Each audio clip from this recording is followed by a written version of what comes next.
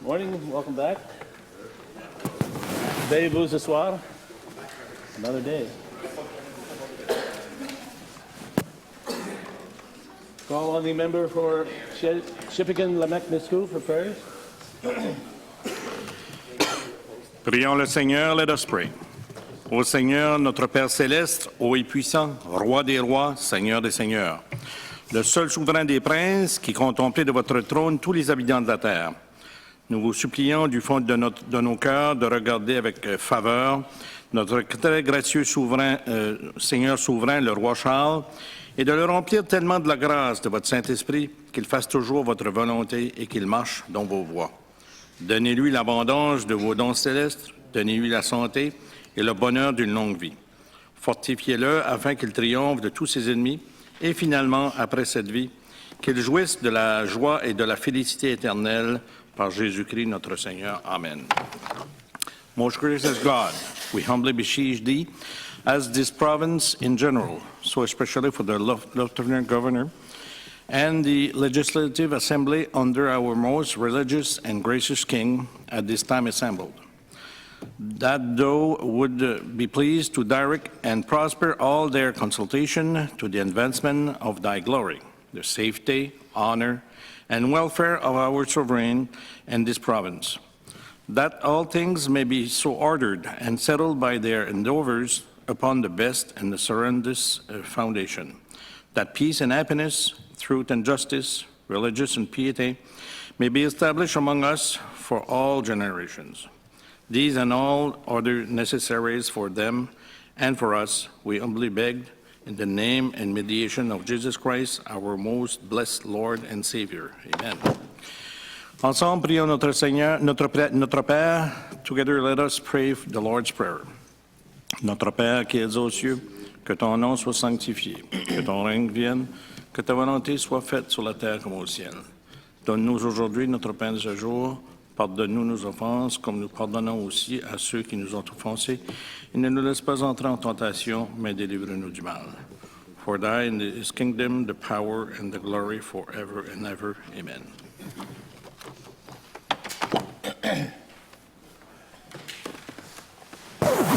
Introduction of guests. Condolences. Deputy de Kent Sud.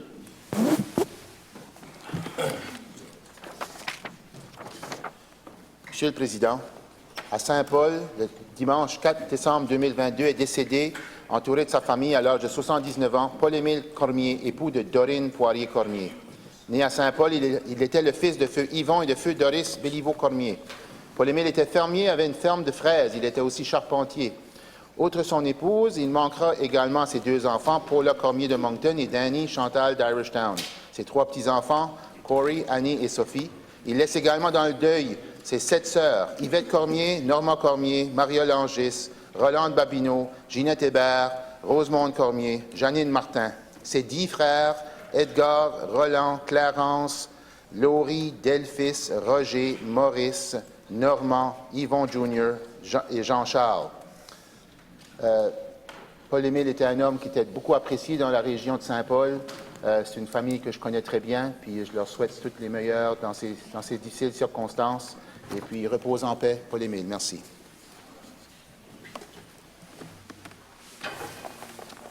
Le député de Madawaska-Edmundston. Monsieur le Président, c'est avec grande tristesse que j'annonce à cette Chambre que M. Benoît Dumont nous a quittés le 6 décembre à l'âge de 84 ans. Il était l'époux de feu Mme Gemma Ouellette et demeurait à Saint-Hilaire, mon village natal. Il laisse dans le deuil ses enfants Joël, Tina Morin, Lynn, Denis Hébert, Denis, Ginette Garvey et Francine Paul Roussel. Il était également le papy adoré de 13 petits-enfants et de 7 arrière-petits-enfants. Benoît Dumont a été directeur de l'école de Saint-Hilaire pendant 21 ans et maire du village de Saint-Hilaire pendant 25 ans. Comme enseignant et directeur, plusieurs se souviendront que M. Dumont adorait nous pincer les joues lorsque nous étions un peu trop turbulents. c'était toujours un plaisir de jaser avec M. Ben parce qu'il avait le cœur grand comme l'univers et connaissait tout le monde. Sa bonté et ses grandes réalisations demeureront à jamais dans nos mémoires. Demeurez en paix, M. Dumont. La députée de Kirkette. Mr. Speaker, I would ask for a few extra seconds, please. Monsieur le Président, un héros nous a quittés. Monsieur Arthur Haché, l'un des derniers anciens combattants de la Seconde Guerre mondiale, est décédé le 7 décembre 2022 à l'âge de 98 ans. Arthur Léon Haché était originaire de Paquetteville. Vaillant et courageux, il s'enrôle dans l'armée à 17 ans.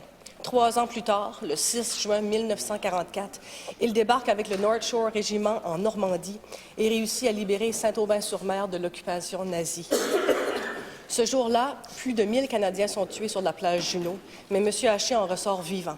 Il continue les combats dans plusieurs régions d'Europe jusqu'à ce qu'il soit lourdement blessé à 2 reprises. C'est la fin de la guerre pour lui. Il rentre au Canada, à Montréal, où, ayant de la difficulté à se déplacer à cause des éclats d'obus restés logés dans son corps, il travaillera dans une petite compagnie pendant 33 ans à fabriquer des fils électriques. Il revient s'établir à Bertrand en 1980 pour y vivre le dernier chapitre de sa vie. Pour son courage et son service, Arthur Haché a reçu de nombreuses décorations militaires et fut nommé chevalier de la Légion d'honneur par la France. Il laisse dans le deuil sa chère Dorina, ses 3 enfants Carole, Michel et Hector, ainsi que plusieurs autres membres de sa famille, ses amis, une communauté extrêmement fière de lui et une province et un pays qui lui doit beaucoup. Monsieur Haché, vous ne serez jamais oublié. Reposez en paix. Message of congratulations and recognition, the Minister of Agriculture, Aquaculture and Fisheries. That's me. Mr. Speaker, I am sure that every member of this legislature has countless stories about folks in their ridings who are making a difference by selflessly helping people within their communities. Today, I'd like to tell you about Macy Hopkins, a grade 12 student at Carleton North who was moved to take action when she encountered some individuals who were homeless. Mr. Speaker, Macy could have looked the other way, but instead she decided to collect items for Fredericton's homeless shelters as part of her class project.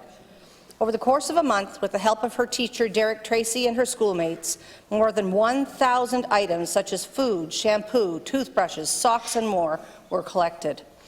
Now, I understand that Macy passed her class, but the lesson learned by everyone involved with this project is much more rewarding. Mr. Speaker, I want to congratulate Macy for leading this project and setting an example for others. And thank you as well to all who donated and helped those in need, especially as we head into the holiday season. Thank you. Merci, Monsieur le Président. The member for Fredericton South and leader of his party. Thank you, Mr. Speaker. I'd like to congratulate the Fredericton Community Kitchen on its 40th anniversary. Thanks to Executive Director Cassandra LeBlanc, her kitchen team, their extraordinary volunteers, their wonderful board of directors, and the faithful donors from the Fredericton community. Meals are served 7 days a week in their dining hall. But that's not all, Mr. Speaker. The Fredericton Community Kitchen delivers meals daily to John Howard's Society's Oak Centre, which operates a shelter and supported housing. It prepares lunches to supply the lunch programs for 18 area schools. And on top of the lunch program, they provide 80 to 120 backpacks of food for students to take home to their families to get through the weekend, Mr. Speaker. The Fredericton Community Kitchen works hard to ensure people in the Fredericton area don't go hungry. However, Mr. Speaker, unfortunately, the demand for the service continues to grow, and that needs to be addressed. I invite all members in joining me in congratulating the Fredericton Community Kitchen on their 40th anniversary of service to the community.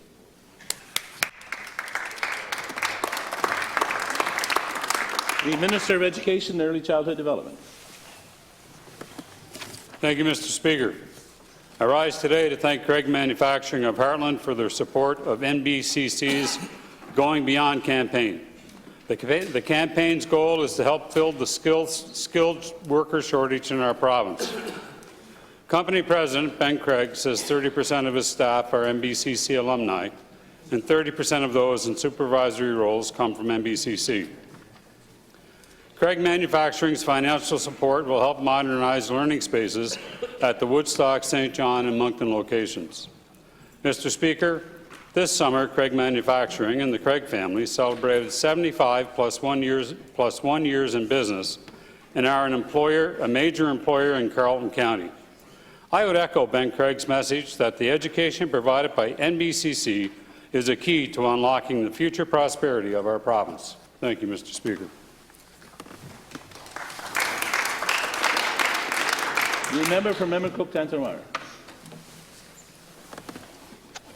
Mr. Speaker, I'd like to thank all the candidates who put their name forward in the municipal elections held on November 28th, and to congratulate all those who were elected to serve on municipal councils. I'd especially like to extend congratulations to the newly elected mayors and councillors for the local governments of Tantramar and Strait Shores in my riding. These two municipal entities created during the local governance reform process are part of the local governments that held elections for the first time to elect entirely new councils. Though some councillors were re-elected.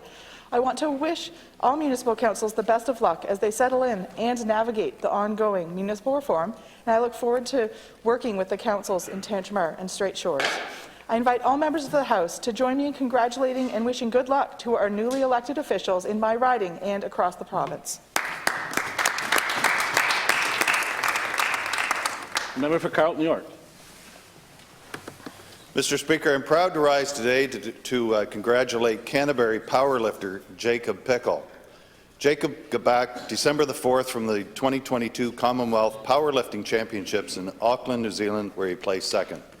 His results were amazing.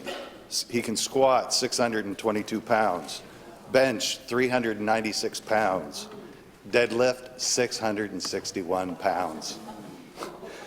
But Jacob placed second overall, but only after lifting himself into first place with a record lift. One of Jacob's teammates then lifted 5 pounds more. Jacob returned home to a well-deserved welcome. I ask all my colleagues to congratulate Jacob. Thank you, Mr. Speaker. Statement by members. The member for Madawaska-Lilac-Edmundston. Merci, Monsieur le Président. Le budget en capital a été déposé cette semaine et on a appris où iront les investissements d'1 milliard pour les écoles, les hôpitaux et les routes du Nouveau-Brunswick. Ce budget était en réalité un aperçu du plat de bonbons de Noël du gouvernement Higgs. Aucune école du district scolaire francophone Nord-Ouest ne se retrouve dans la liste des 20 priorités du ministère de l'Éducation. Où est passé le projet de renouvellement mi-vie de la polyvalente Cité des jeunes d'Edmundston, un projet qui se retrouvait au 17e rang en 2022. Il ne figure même plus dans la vingtaine de projets et de priorités. Ni l'école Saint-Jacques, ni l'école Notre-Dame d'Edmundston, ni le centre d'apprentissage du Haut-Madawaska. Ce gouvernement est complètement déconnecté des réalités des régions du Nouveau-Brunswick. Finalement, les seuls qui applaudissent ce budget en capital sont ceux qui sont à 2 mètres dans le plat de bonbons de Noël.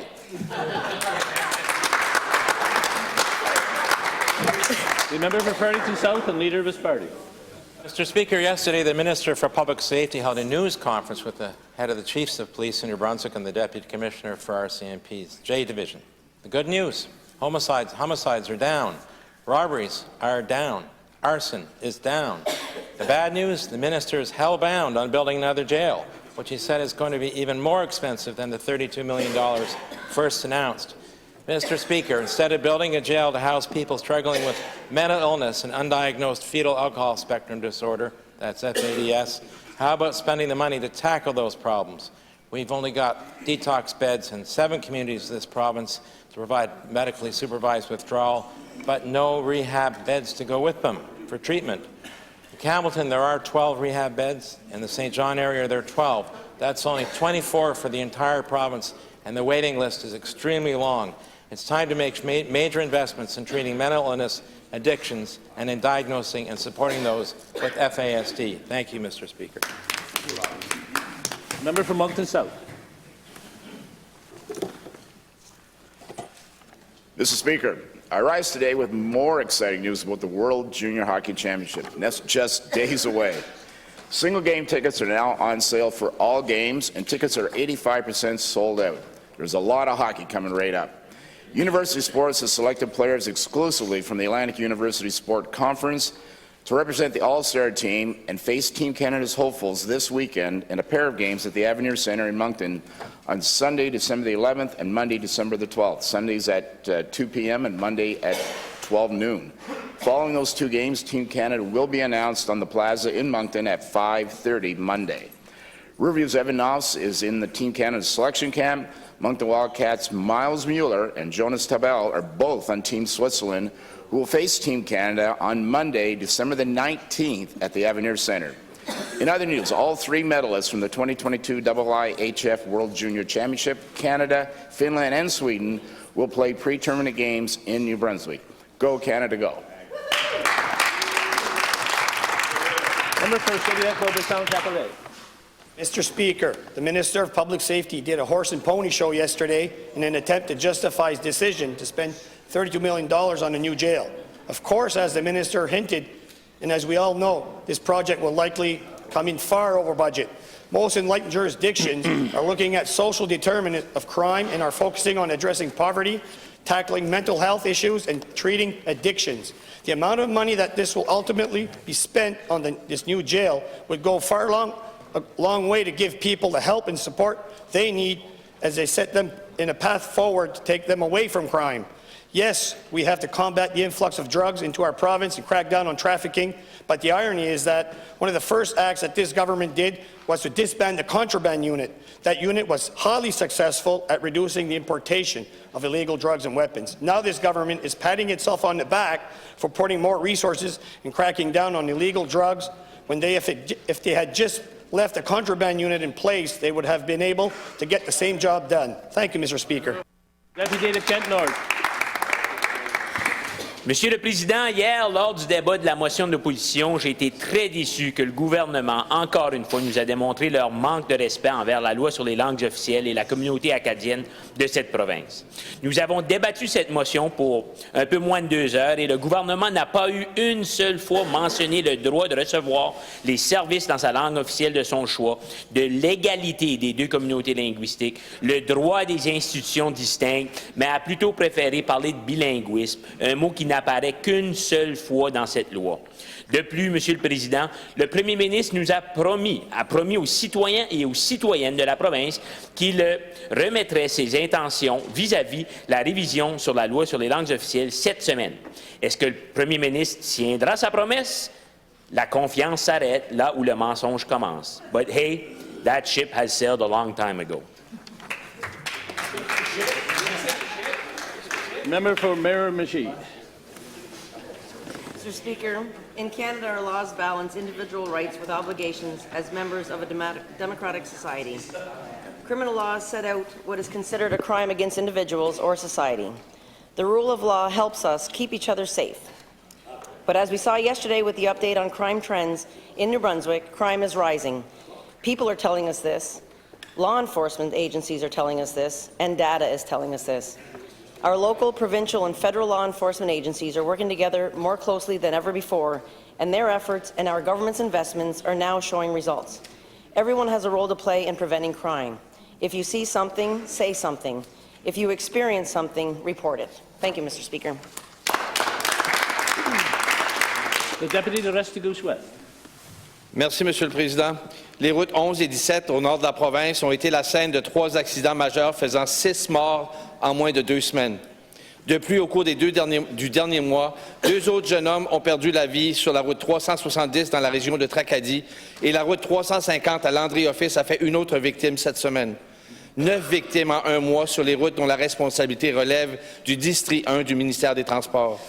Pour l'accident à Robinsonville, sur la route 17, vers 10 heures du matin dimanche dernier, où 2 jeunes hommes de Kedgewick ont perdu la vie, la GRC affirme que l'état de la route était loin d'être impeccable et suspecte définitivement que les conditions routières sont en cause.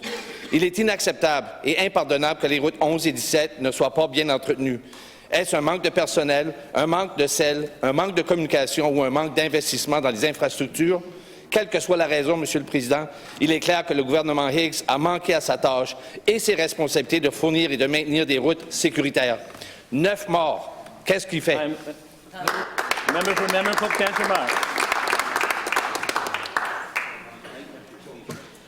Mr. Speaker, I only have 60 seconds. Which crisis should I address first? Do I start with the tenants receiving notices of large rent increases? Or do I talk about the people dying in ER waiting rooms or waiting 36 hours in ambulance offload delays?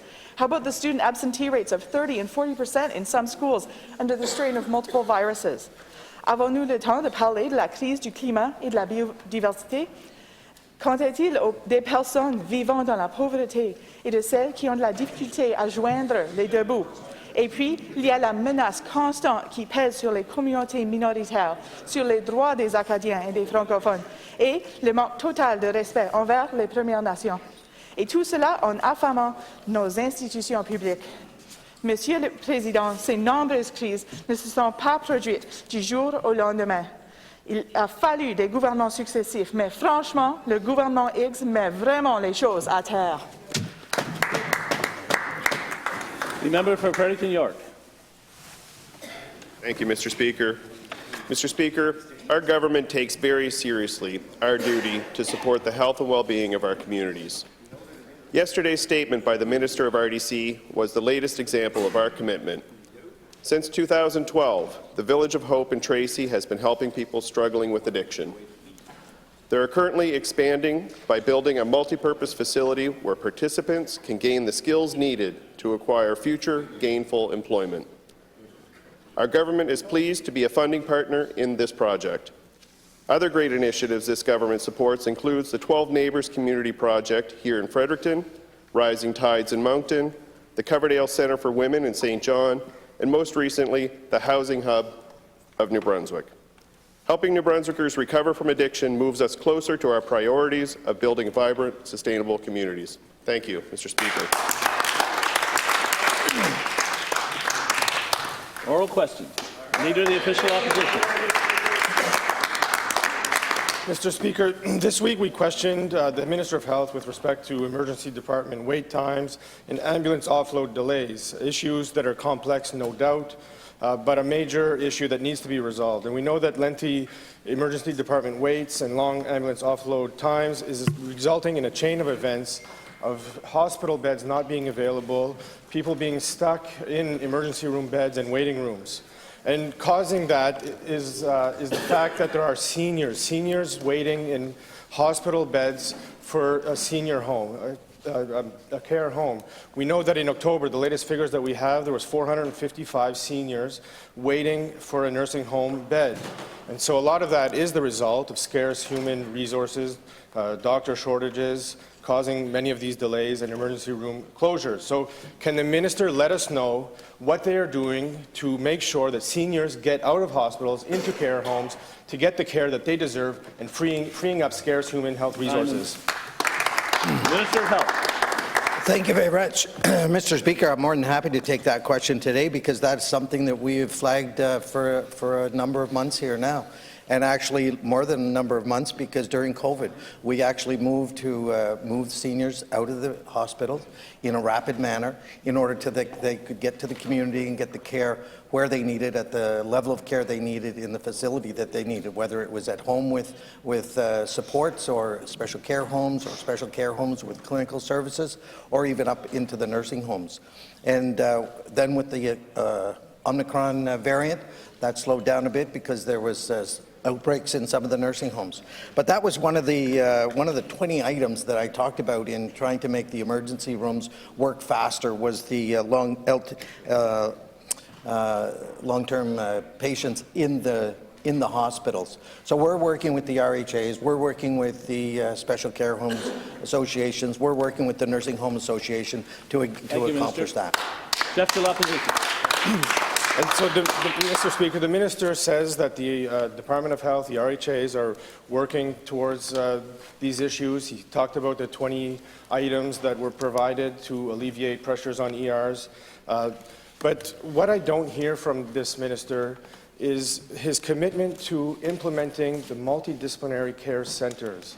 That's something that we brought up in October when we first came back. All parties seem to be on board, and it's not new. It's something that's been talked about for many, many years. And in our 2018 platform, we had non-urgent care centres in there, but we haven't seen the creation of those. And we know, like my colleague in Edmundston said yesterday, that they don't have access to one in that area, causing unfortunate results, tragic events happening.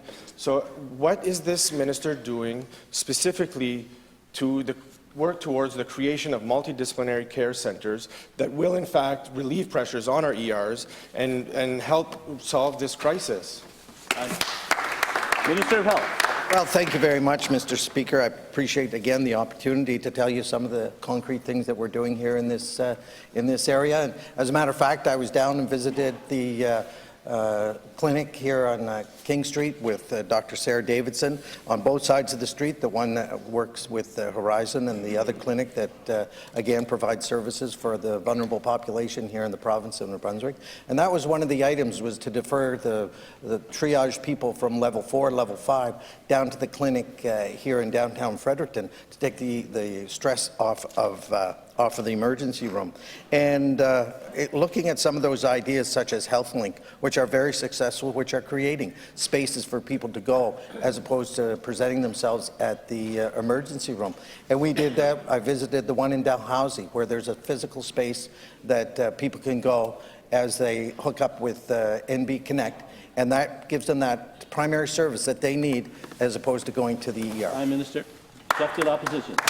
So the minister seems to acknowledge that this type of clinic is positive, that will help relieve pressures, but I don't know why we're not hearing more about a rapid acceleration of the rollout to other areas of the province to make sure everybody in the province has access to timely care and quality care when they need it, Mr. Speaker.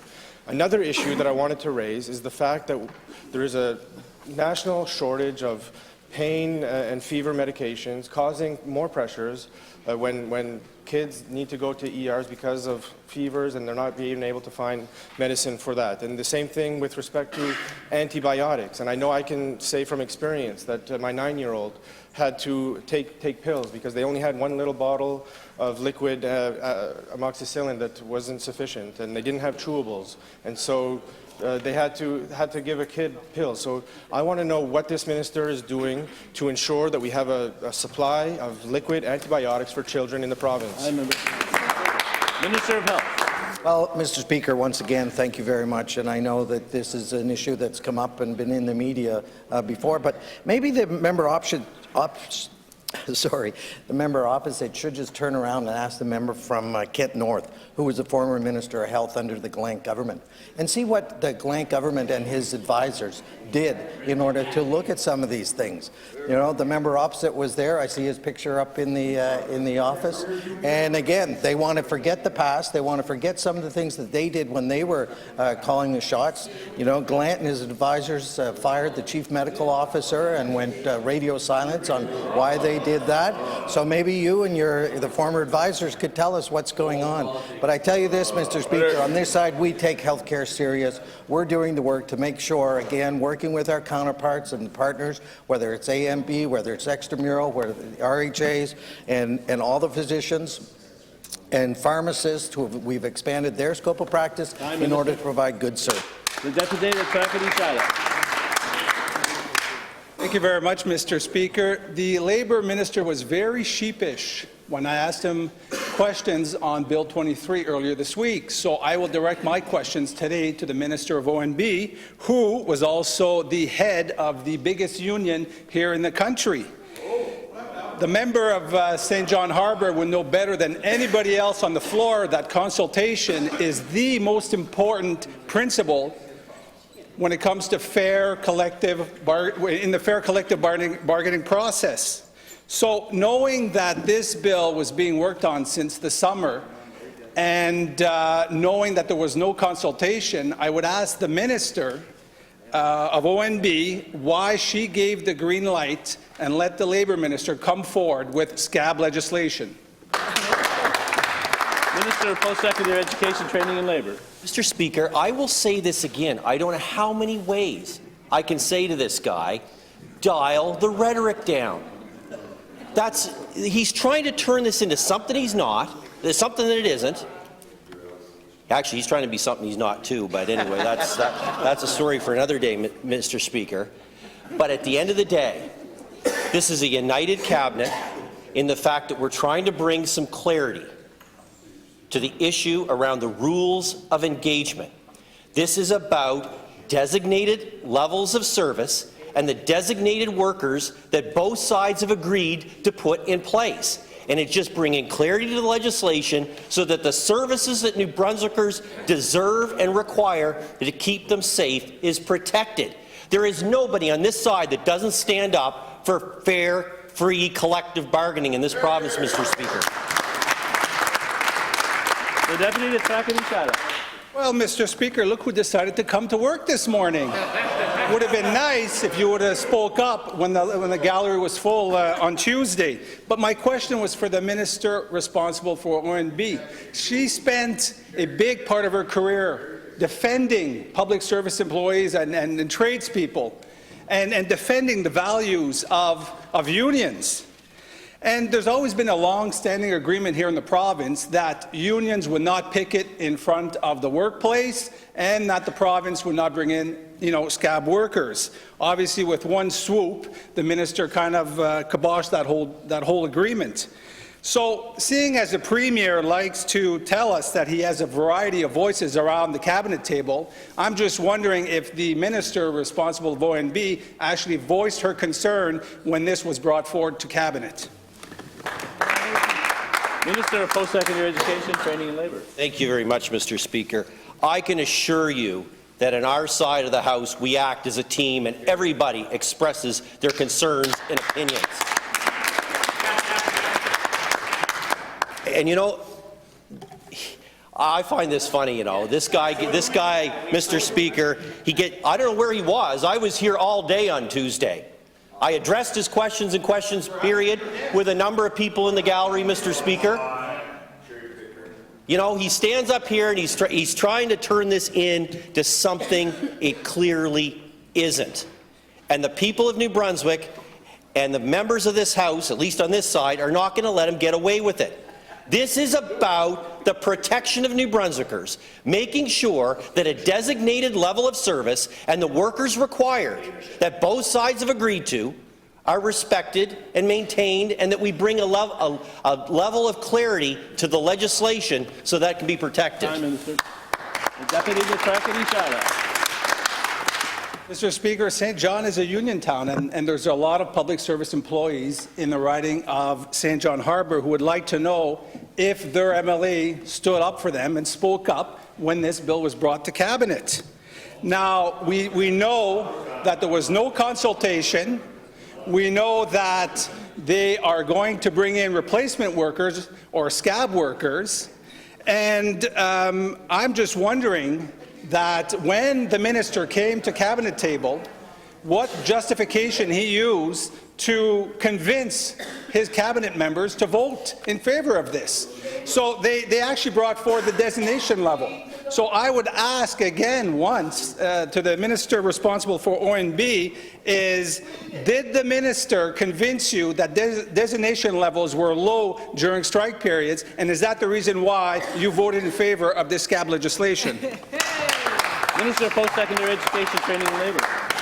Mr. Speaker, both my grandfathers were proud blue-collar unionized workers in this province. My father was a union business manager for the IBEW in this province. I have said it before, and I will say it again. I would never bring in legislation that would allow for any employer to break a strike. That is not what this is about. This is about maintaining a level of designation for both sides, Mr. Speaker. Now, Mr. Speaker, I don't know what this guy's pretending to do. I know what's going on over there. He's trying to lobby for next time, Mr. Speaker. That's what this is all about. We know full well. I'm going to tell you something, and I know this is hard to imagine, but if I was a card-carrying Liberal, Mr. Speaker, I'd be locked and loaded and working hard for Susan Holt. I wouldn't be supporting the pretend leader from Trackety. The Deputy to Bathurst West Beresford.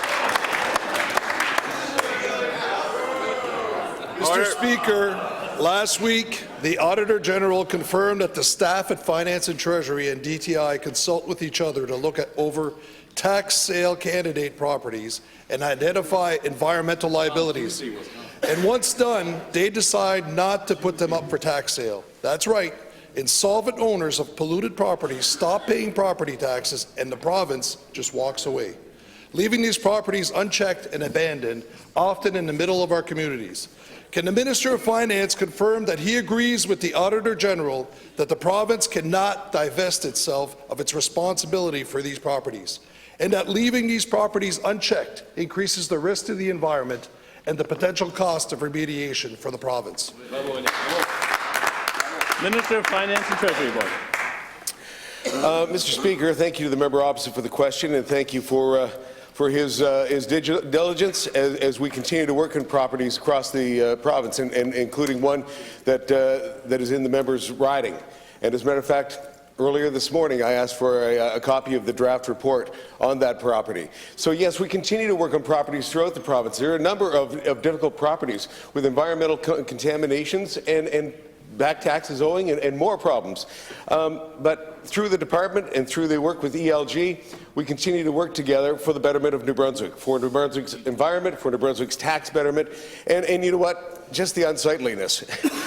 We continue to work to help out the people of Bathurst, the people of Fredericton, and more throughout the province who are dealing with some very difficult environmental situations and taxes along with them. Thank you, Mr. Speaker. Deputy to Bathurst West Beresford. Mr. Speaker, as per the Auditor General report and the New Brunswick Escheats and Forfeitures Act, the former Smurfit Stone Mill site in Bathurst is now considered an orphan contaminated site. The Act gives full power to the Minister to take possession of the property without going to tax sale. Can the Minister confirm if his department has started the process for the province to take possession of the abandoned Smurfit Stone Mill site in Bathurst? Minister of Finance and Treasury Board. Thank you, Mr. Speaker. I gave you a little bit of a job upgrade there for a second. I can confirm that yes, we are, and the member knows this. We are looking at everything to do with the Smurfit property. I've had, I think it's 9 meetings in the last 6 months with staff, with members. They're talking to the city. The staff is talking to interested parties. We're trying to find out exactly how much damage has been done. And the report, like I said, I've asked already this morning for a draft, a copy of the draft report. The final report, they hope, was going to be done in early January. So yes, we are very aware of that property in particular and a number of properties throughout the province. We're working working with environment to clean up the properties as best we can, or to have the cities work along with us in cleaning up those properties. It's not just us; it's the cities. It's a number of different groups that have to work together, and we're obviously we're trying our best to do that. Thank you, Mr. Speaker. Deputy to Bathurst West Beresford. Mr. Speaker, last spring, in the minister's own words, he said he would have resolution on the Smurfit Stone Mill site in Bathurst by year end. Or he said, I could come after him. Repeated twice.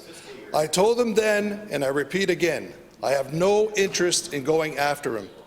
What I want is resolution for my town, for my people. So again, I asked the minister to do the right thing. Do right by the people of Bathurst. They have been beyond patient. They have been waiting much too long. Take possession of the property immediately so that we can start together remediating. How about that? Can a minister come through on his commitment to get this done by year end? Minister of Finance and Treasury Board. Thank you to the member opposite for the question, through you, Mr. Speaker. Yes, we continue to work on that property, and will it be solved by year end? No, it won't be solved by calendar year end. I will tell you that. The draft report is what I'm waiting for now, then the final report. Yes, we have to work together. Absolutely. We have to work together, a government with the city, with the municipal government. The property has different levels of contamination on one side of the river than it does on the other, and it all depends on whether you're not going to use it for a ball field, or whether you're going to do slab on grade, or whether you're going to do apartment buildings. It's a wonderful, or it has the potential to be a wonderful piece of property, and I certainly will never deny that. It's right on the mouth of the river. It's a gorgeous spot. if it's cleaned up properly. But there are different areas with different amount of contamination. We're trying to find out exactly how much, and it is not a slow process. But we are working for the betterment of that situation and a number of situations throughout the province. The Deputy to Hamilton Dalhousie. Thank you, Mr. Speaker. The Willis Gray tax agreement is coming up for renewal in early 2023 and the Mi'kmaq tax agreement in late 2023. Would the Minister please confirm the timelines and provide an update on the status of the negotiations or other revenue sharing agreements being contemplated? Thank you. Minister of Opportunities, New Brunswick and Aboriginal Affairs. Thank you, Mr. Speaker, and thank you to the member opposite for the question. We're working very diligently with the First Nation communities to actually forge a new economic partnership moving forward. In terms of the timelines, the Wolastoqey is expiring in January. The Mi'kmaq is actually the end of December of next year. However, we're having about 23 meetings every single month on average, which are subject-specific negotiations, bilateral negotiations, trilateral negotiations. Our attempts and our support for a new economic partnership moving forward is really a priority for this government, and anything that the opposition can do in terms of helping relay that message to the First Nations and get a fulsome proposal moving forward is certainly appreciated. Thank you. Deputy to Hamilton Dalhousie. Thank you, Mr. Speaker. Would the Minister be prepared to extend the expiry date for the Wolastoqey First Nation tax agreement, if requested so, that it would coincide with the later tax agreement expiry date at the end of the year of 2023? Thank you. Minister responsible for Aboriginal Affairs. Thank you again to the member opposite for the question, and through the chair. There's no intent to extend any sort of dates with respect to the tax agreements. As you know, they expired and they were terminated in April. There was a consent order signed with MTI, which actually had a fulsome schedule with respect to negotiations that extended the opportunity for funding and for negotiations to take place through to the end of 2023. However, the same concept was not agreed to by the Wolastoqey in the consent order, so it would have terminated at that time, thus the expiration of the agreement coming up in January. Thank you. Deputy of Hamilton Dalhousie. Merci, Monsieur le Président. Si l'accord fiscal expire avant la conclusion des négociations, les dispositions de l'accord existant resteront-elles en place? Minister responsible for Aboriginal Affairs. Once again, to the member opposite, thank you for the question. The tax agreements expired in April of last year, so to your question, no. Thank you. The member for Fredericton South and leader of his party. Thank you, Mr. Speaker. Mr. Speaker, the nations of the world are in Montreal right now at the UN Biodiversity Summit to try and reach an agreement again on the steps needed to halt and reverse the deterioration of the web of life. Mr. Speaker, nature makes life possible on this planet. It's where we get our oxygen supply. It's where we get our water supply. It's where we get our food supply.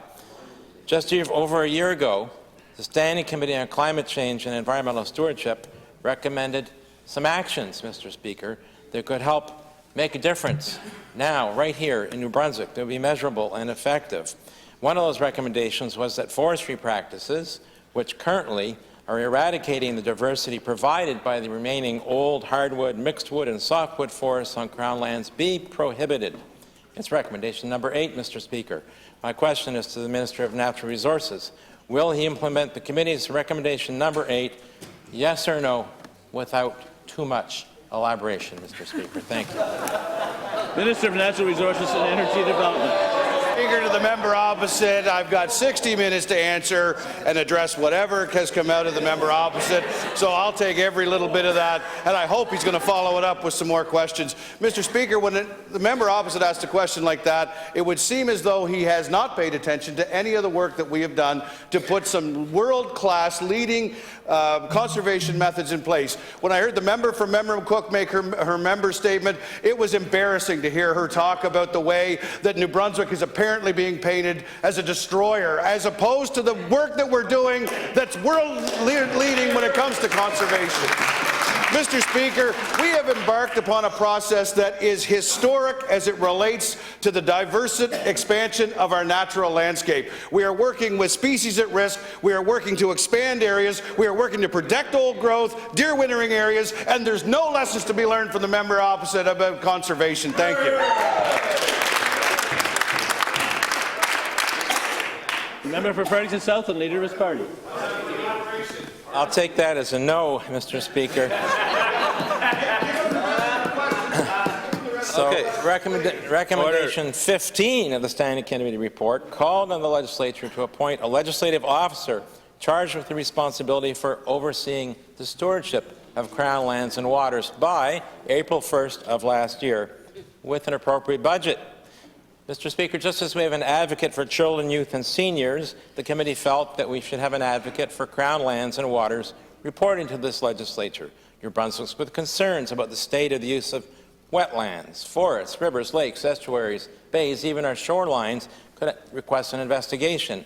Moreover, that legislative officer would provide regular reports to this legislature about the state of our forests, freshwater and saltwater ecosystems, and the sustainability of the resource use within them. So, will the Minister of Natural Resources table a bill to create an advocate for Crown lands and waters in New Brunswick? Yes or no? Minister of Natural Resources and Energy Development. Mr. Chair, the member opposite loves to talk about reports and committees and all sorts of bureaucratic stuff that allows them to work in the world of the theoretical. I would argue that the world of conservation, the world of our natural resources, has an advocate in this government that has taken steps unlike any other government in the past. We've seen conservation forests drop under other governments. In this government, we're seeing it increase. We've seen in other governments, we've seen an ignorance and a lack of attention to species at risk. We've seen this government put a strategy and a mitigation plan together for over 50 of the 80 species that are at risk. Work like that's never been done before. So the member opposite can talk all he wants about living in a theoretical world. But when we walked into this legislature in 2018, and for every day since, we have said we are going to put a practical foot forward and make sure that our time spent here has a positive impact, not only for today, not only for tomorrow, but for generations to come, Mr. Speaker.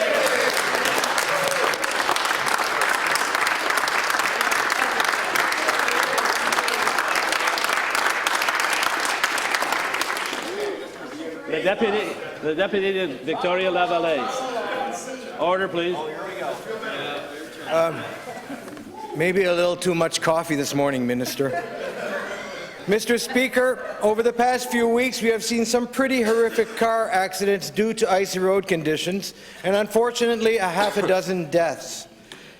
Many questions have been raised about the frequency of snow plowing and the application of sand and salt. We're hearing rumors about a possible directive to ration sand and salt and centralization of decision-making around some of these key winter road maintenance functions. My question is for the Minister of Transportation and Infrastructure.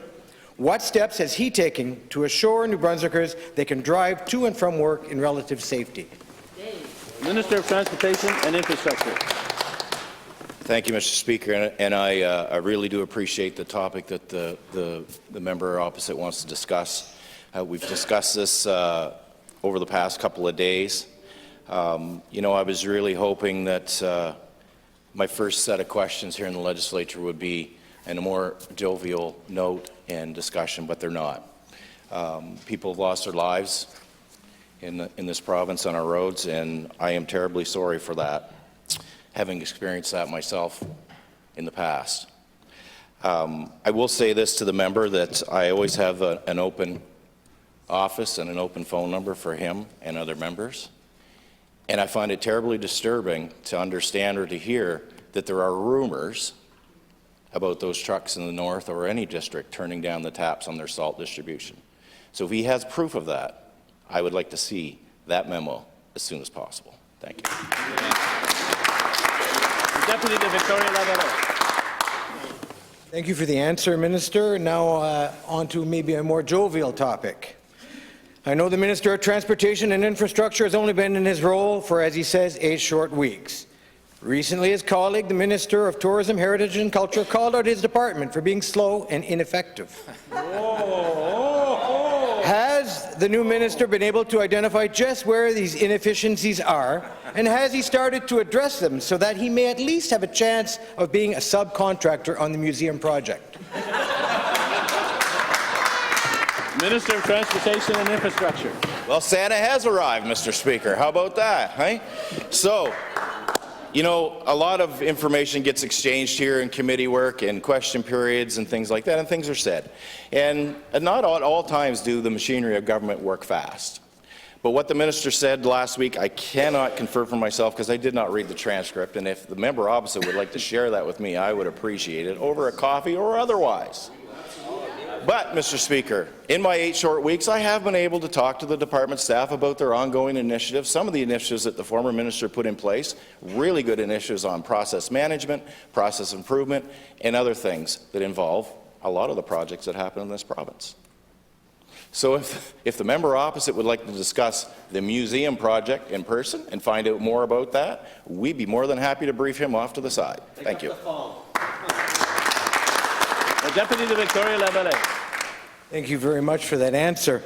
So, Mr. Speaker, this leaves one to wonder. This week, the minister spoke about several multi-year projects like the Centennial Bridge, the St. John Harbour Bridge. In addition, the Minister of Finance, to much applause from his colleagues, announced $64.2 million for the planning and design and construction of 8 new schools around the province. And then there's the question of $32 million for a new jail, and will it be enough? So my question to the minister is he considering creating local boards of ordinary citizens to perhaps get these jobs done in a more efficient and effective manner? Minister of Transportation and Infrastructure. Well, I know that the MO of the Liberal Party is to create local boards so all their friends can sit on them, Mr. Speaker, and that's just what he'd like to see. We saw that with the Brian Gallant government, Mr. Speaker. We saw that with the Sean Graham government, Mr. Speaker, on the ATCON file, no less. Doling out jobs and money for their friends to dip their fingers into provincial projects where there's no need to do it. Oh, hard fact. Let's let the people that have the experience, the engineering consultants, let's let the people that are skilled in building these projects do just that and get the political meddling out of the projects. Thank you, Mr. Speaker. And I'm going to come back to the Minister of Health. He didn't really answer any of my 3 questions I had for him this morning. The one question I want to get a clear answer from him is with respect to children's medicine. It's a real problem. It's causing kids to get sick, get fevers, they're going to ERs. I want to know what this minister is doing to assure New Brunswickers that he is doing everything in his power to make sure that our pharmacies are stocked with antibiotics to treat illnesses that we are facing. There's strep, there's the respiratory viruses, all of it, the triple threat. What is the minister doing to assure New Brunswickers that our pharmacies are stocked with the medications we need? Clear question. I want a clear answer. Minister of Finance, Minister of Health. Thank you very much. Mr. Speaker, the province buys $600 million worth of drugs every year, and again, in making sure that that supply chain is adequate so that whether it's for children's drugs, adults' drugs, the drugs that treat cancer or whatever, Mr. Speaker, we work with the various suppliers, and it's interesting because, you know, the opposition really needs to come clean on exactly where they stand on a lot of this healthcare issues, because they stand up and they say, well, we want to help, we want you to move forward, we want you to do everything, and then they say, but we're not going to support you on Bill 3. We're not going to support you on privatization of clinics and looking at various things in order to make sure that the healthcare system moves smooth. And Mr. Speaker, when we look at the work that's being done, whether it's moving long-term care patients out of the hospitals, where does the members stand on that? How far do you want us to go? Do you want us to move them without their will? I wonder if the opposition would consider that. Time, Minister. No answer yet. Time for question period has expired. Le député de Kent-Nord. Merci, Monsieur le Président. Je me lève sur un point d'ordre que j'aimerais partager avec vous, Monsieur le Président. Lors de la période de questions, le ministre de l'Énergie et des Ressources naturelles à traiter le travail d'un comité de l'Assemblée législative comme un exercice purement bureaucratique, théorique. Monsieur le Président, je trouve que c'est un manque de respect pour le travail qui est fait ici, à l'Assemblée législative, et je demanderai au ministre de retirer que c'est un travail purement un exercice bureaucratique, ou si il trouve que le travail est inutile, peut-être qu'il devrait démissionner des comités. Government House Leader. Thank you, Mr. Speaker. Points of order are often entertaining here in the House, and this is certainly one of them. The minister, when he spoke about his opinion on how a function of the House works, that's exactly that. And it's not a lack of respect. It's simply him saying, I believe that the way forward is to work through the department that he is in control of, that he works through every single day. So at no time did he speak against the sovereign. Did he speak negatively about anybody in the House? Did he speak about anything negatively in terms of how the House functions? He simply gave his opinion on how he believes the work is best done. So this is not a point of order. Thank you.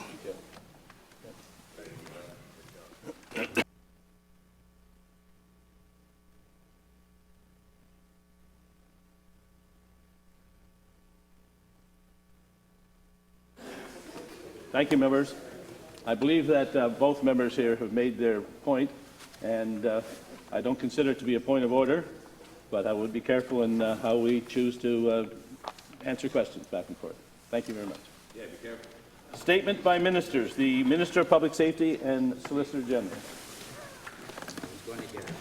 Thank you, Mr. Speaker. Mr. Speaker, yesterday I was pleased to provide an update to New Brunswickers on crime and how government and our policing partners are working hard to reduce it. Mr. Speaker, government has invested $7.6 million since April 2021 towards initiatives aimed at reducing crime, and we're seeing the results. Investments have gone towards the RCMP's provincial crime reduction units, which focus on high-level drug crime, integrated drug enforcement units, which include police officers and peace officers from the Department of Justice and Public Safety, and they focus on street-level and mid-level drug crime. We've also invested in safer community programs, which includes the Safer Communities and Neighbourhoods, or better known as the SCAN program, and enforcement effort targeting contraband tobacco and cannabis. There's no question, Mr. Speaker, that this work is paying off. Between April 1st and December 1st, law enforcement from across this province have made 159 drug seizures, 311 weapons seizures, seized over $800,000 in illegal cash, and made 328 significant arrests. I encourage all New Brunswickers to report crimes, no matter how small or insignificant they may seem, because by reporting these crimes, they are helping police agencies and our department to know exactly what crimes are happening and where, and use the information to help us make future decisions. I believe the work that is being done by our fine men and women in uniform is making our communities a safer place, and I believe that we are on the right track to making New Brunswick a safer place as a whole. Thank you, Mr. Speaker.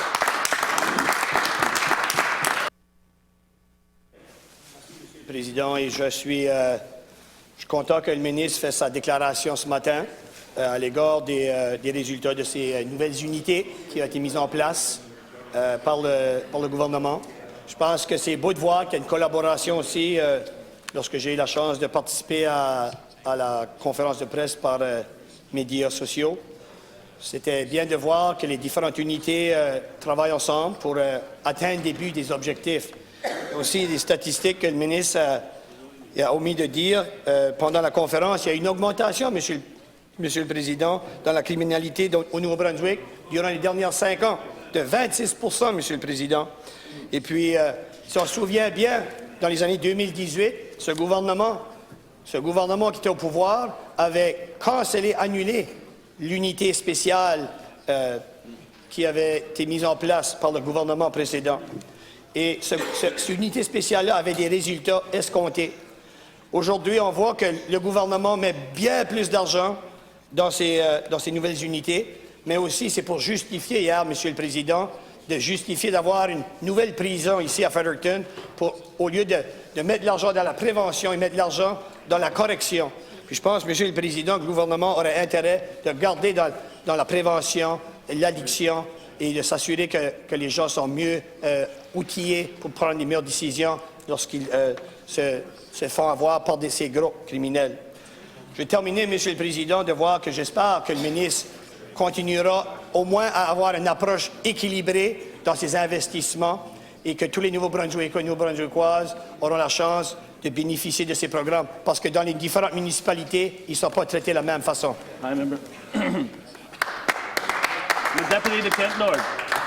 Merci, Monsieur le Président. On voit comment le ministre communique ses chiffres, comment il décide de partager ses chiffres, à quel moment et quel angle il préfère continuer dessus, Monsieur le Président. Et on voit que c'est tout dans l'objectif de nourrir sa lutte idéologique, Monsieur le Président.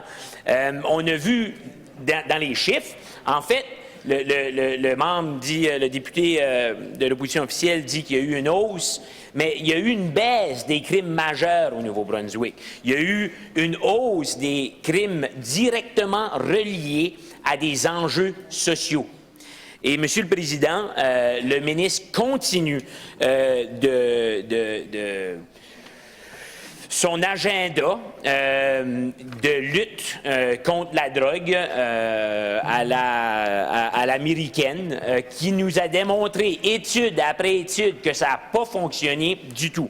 En fait, les experts criminologues sont en train de nous dire que ça ne fonctionne pas, que ça n'a pas fonctionné, puis ça ne fonctionnera pas. Il faut investir en santé mentale, il faut investir dans le traitement des addictions, puis ça va avoir des résultats qui vont rendre nos communautés beaucoup plus sécuritaires. Les chiffres nous démontrent aussi que les prisons n'ont pas été à capacité de 2012 à 2021, puis on n'a pas encore les nouveaux chiffres, mais on a 410 places en prison, 470 places en prison, puis on n'a jamais atteint ça. Tandis que les lits de traitement d'addiction puis les services en santé mentale sont pleins à craquer. Le ministre décide où est-ce qu'il veut mettre son argent, on le sait exactement où ça doit y aller.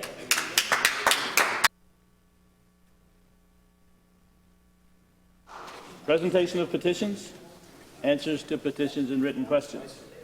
Presentation of committee reports, introduction of bills.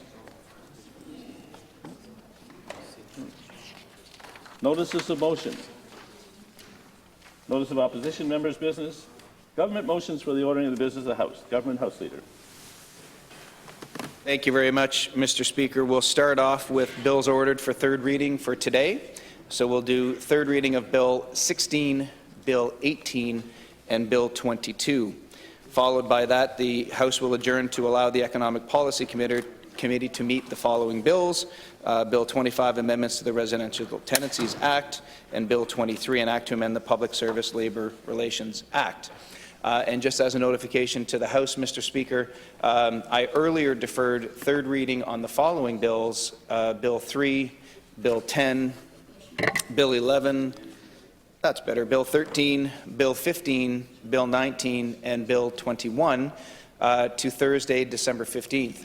I would now like to revise the reading of those third readings of bills 3, 10, 11, 13, 15, 19, and 21 to Tuesday, December 13th. Thank you, Mr. Speaker. Third reading. Bill 16. It is the pleasure of the House that Bill number 16 be now read a third time. All those in favor of the motion, please say yea. Yea. All those opposed, please say nay. In my opinion, the yeas have it. I declare the motion carried. An act respecting local governance reform 2002, number 2, Bill 18. It is the pleasure of the House that Bill number 18 be now read a third time. All those in favor of the motion will please say yea. Yea. All those opposed, please say nay. Nay. In my opinion, the yeas have it. I declare the motion carried. An act to New Brunswick Museum Act, Bill 22. It is the pleasure of the House that Bill number 22 be now read a third time.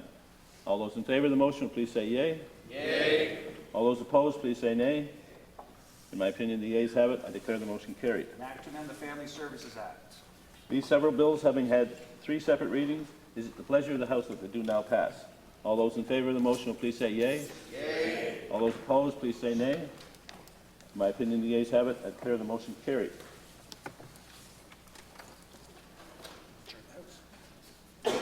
Government House Leader. Thank you, Mr. Speaker. I move the adjournment of the House. Government House Leader moves the House be now adjourned. All those in favour of the motion, please say yea. Yea. All those opposed, please say nay. No. In my opinion, the ayes have it. I declare the House to be now adjourned.